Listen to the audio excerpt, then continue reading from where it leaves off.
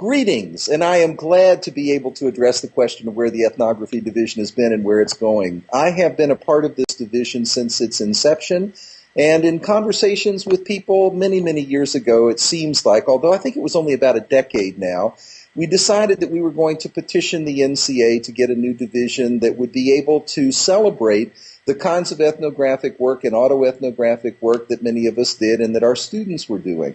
And I am very pleased to say that I have smiled a lot since that period of time as I've seen the rise of the division and the spreading of the word about the good news about ethnography throughout NCA.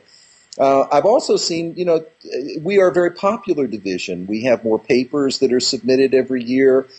Clearly more courses are being taught. And more people seem interested in what we're doing, both inside the communication field and outside the communication field. But having said that, there are some challenges for the next 5 years that I'd like to see the division address. One of them is that I worry about communication in general and ethnography in communication specifically about being too insular.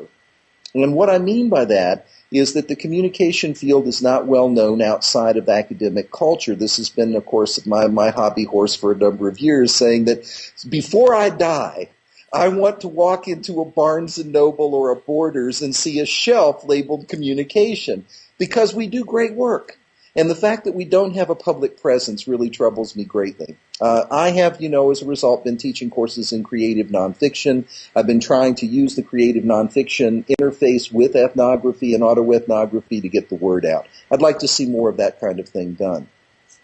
I also think that particularly with ethnography as a division, that we need to make more interdisciplinary ties, both with other parts of the communication field, but also outside of the field. There are many people that do great ethnographic work in sociology and criminal justice, social justice.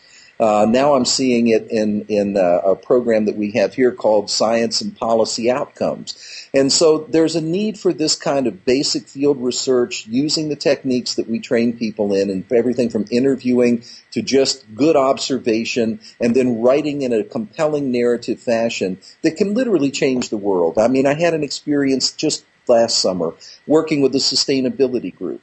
And one of the failures, and I think, this is something that everybody should know, of the National Science Foundation, is that they've spent $1 billion on global warming research. The science is pretty clear, but there's no public policy that falls from it.